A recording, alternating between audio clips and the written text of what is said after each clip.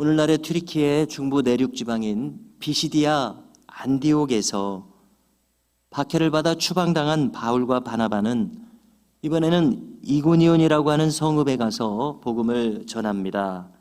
이 이고니온이라는 도시도 안디옥 근처에 위치합니다.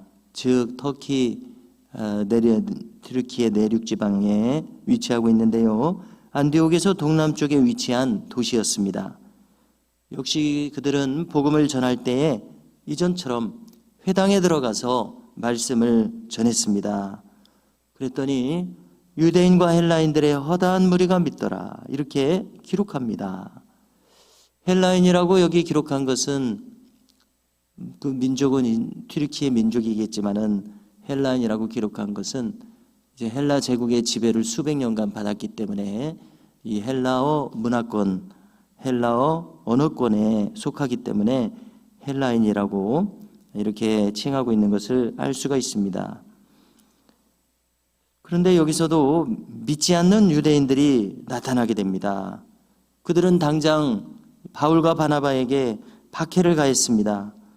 또 그 지역 사회에서 이방인들, 즉 이 튀르키예 민족인 헬라인들의 마음을 선동해서 바울과 바나바에게 악감을 가지도록 만들었습니다.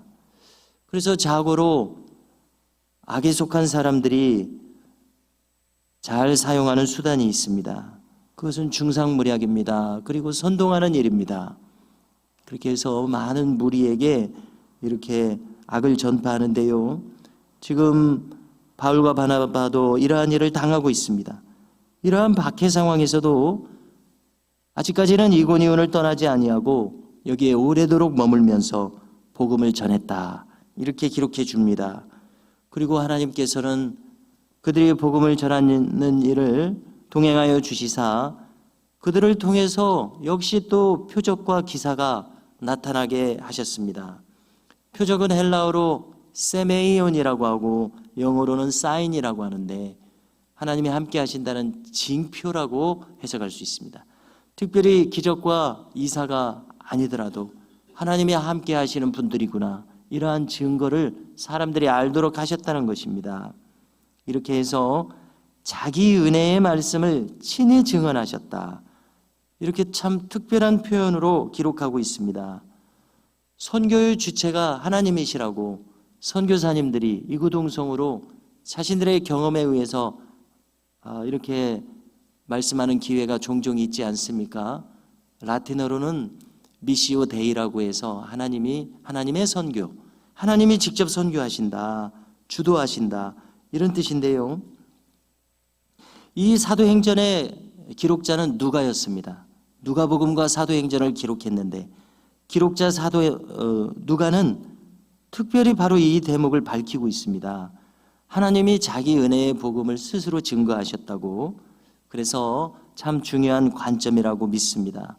여기 누가도 마치 종군 기자처럼 이 선교에 참여하면서 하나님의 직접 하시는 바를 수도 없이 경험했을 것 아닙니까?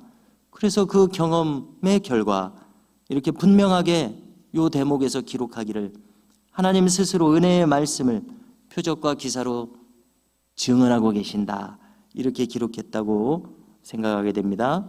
이에 그곳 루스드라의 주민들은 둘로 갈라지게 되었습니다. 한편은 사도들의 편에 서고 다른 한편은 유대인들의 편인 사람들도 있었습니다. 이러한 상황에서 이 사도들을 반대하는 사람들은 박해를 가하게 됩니다. 이 박해하는 주체들은 먼저 유대인들이 있었고 또 여기 이방인들, 여기 튀르키예 민족인 헬라인들을 가리키죠. 그리고 또 관리들입니다. 그래서 이들은 그 도시의 행정력을 동원해서 사도들을 박해했던 것입니다. 그래서 사도들을 모욕하면서 돌로 치려고 했습니다. 이와 같이 상황이 악화되자 사도들은 이제 오래도록 머물렀던 이고니온을 떠나서 다른 도시로 옮겨갈 수밖에 없는 상황입니다. 이제 이 이고니온을 떠난 사도들은 루스드라 그리고 더베 그 근처에서 복음을 전했다고 이렇게 선교 여정을 기록해주고 있습니다. 이 도시들도 역시 이 소아시아 중부 내륙 지방에서 이제 동남쪽으로 좀 더 내려오는 남쪽에 위치한 도시들이었습니다. 여기 루스드라에서 참 성경에서도 우리가 유명하게 인상을 받는 그런 사건이 일어나죠. 그것은 곧 나면서부터 걷지 못했던 사람을 고치는 일입니다. 그가 이 말씀을 듣는 중에 사도 바울이 말씀을 듣는 그의 모습과 태도를 보니까 이 장애인이 구원받을 만한 믿음이 있구나, 이것을 느끼게 된 것입니다. 참으로 성경 전체에서도 참 극적인 장면 중에 한 장면이라고 생각을 합니다. 상상을 해볼 때에 바울이 말씀을 전할 때에 그 사람이 바울의 얼굴을 똑바로 주목하면서 보는 가운데 바울과 얼굴과 표정이, 눈빛이 마주쳤을 때에 바울이 이분이 참 집중해서 은혜 받으면서 듣고 계시는구나 라고 하면서 눈빛을 봤을 때에 하나님을 향한 간절한 그 믿음의 눈빛, 그런 것을 보았으리라 생각이 됩니다. 그 표정과 눈빛 말입니다. 크게 은혜 받는 표가 나타났을 때에 바울은 큰 소리로 그에게 외쳤습니다. 너의 발로 바로 일어서라, 이렇게 외쳤습니다. 그때 놀랍게도 그 사람이 그 자리에서 일어났습니다. 일어나서 걸었습니다. 오늘 성경은 그가 한 번도 걸어본 적이 없는, 태어나면서부터 걸어본 적이 없는 사람이라고 기록하는 바로 그 사람이 걷게 되었습니다. 얼마나 놀라운 일이겠습니까? 그 도시의 사람들은 다 이분에 대해서 알고 있었을 것입니다.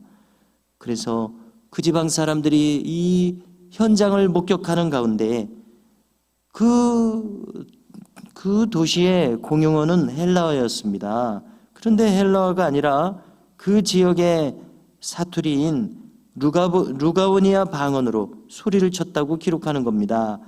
신들이 사람의 형상으로 우리 가운데 내려오셨다. 그래서 사람은 급하면 모국어가 나옵니다. 우리로 치면은 우리가 사는 곳에 사투리가 나옵니다.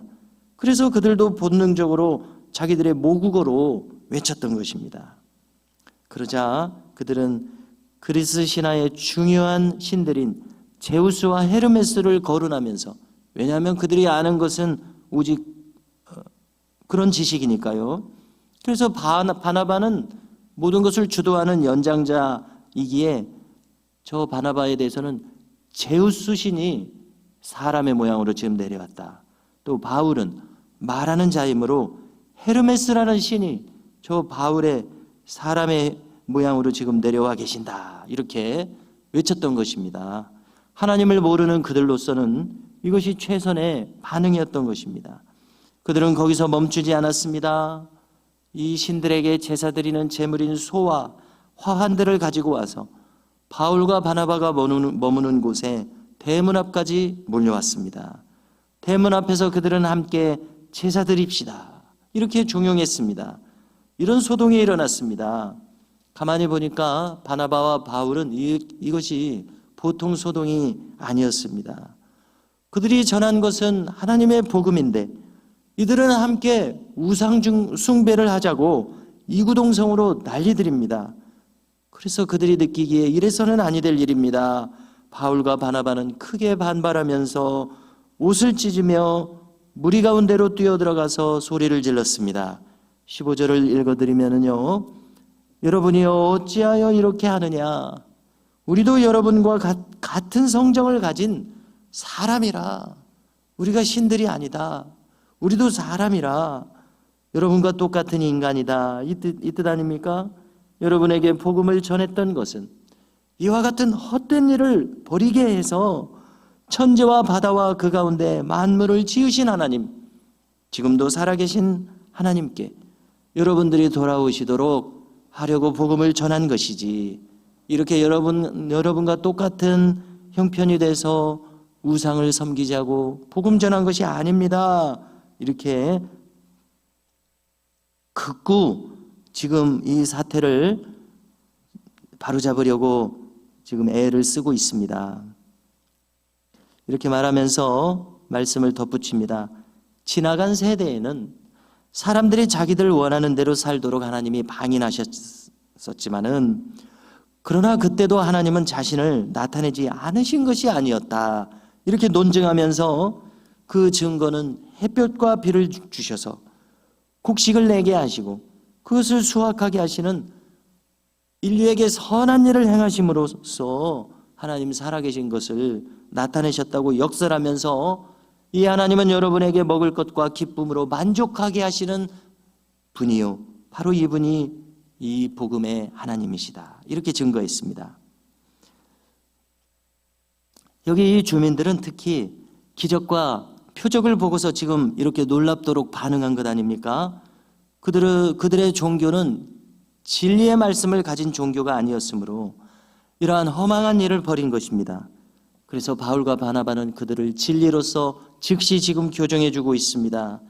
복음의 진리 말씀을 지금 바르게 전하고 있었습니다. 비록 이 불교적 용어지만은 제가 들은 말 가운데 불가에서도 사람에게 가장 큰 사랑을 베푸는 것은 법보시를 하는 것이다. 이런 말이 참 인상 깊었습니다. 보시는 무엇인가 적선하는 것 아닙니까? 근데 이 법은 우리로 치면은 하나님의 말씀이죠. 진리의 말씀을 전해주는 것만큼 사람에게 큰 사랑을 나타내는 것은 없다. 그들도 자연 계시에 어느 정도 진리는 있지 않습니까? 특별 계시, 우리 예수님 메시아 십자가의 이 죄속함의 진리는 없습니다마는, 자, 한마디로 진리를 알려주는 것이 가장 큰 사랑이다. 같은 맥락입니다. 같은 원리입니다. 여기 이 시민들은 진리를 알지 못하기에 제우스와 헤르메스에게 제사하고자 했습니다. 아닙니다. 그렇게 되면 복음의 표적과 기사는 무의미한 일이 되고 맙니다. 그러므로 바울과 바나바는 하나님을 똑바로 올바르게 증거했습니다. 그들에게 어리석은 행위를 중단하시라고 역설했습니다. 우리도 마찬가지입니다. 이렇게 새벽마다 먼저 우리가 말씀으로 시작하게 되는 것은 우리의 생각과 행위의 기준을 다시 한번 이 새벽 맑은 시간에 진리로서 바르게 그 기준을 세우면서 하루를 시작하기 위함 아닙니까? 이처럼 언제나 복음의 진리 말씀 위에 입각해서 우리의 생각과 행위의 표준을 삼으시는 은혜가 오늘도 우리 모두에게 있으시기를 주님의 이름으로 축복합니다.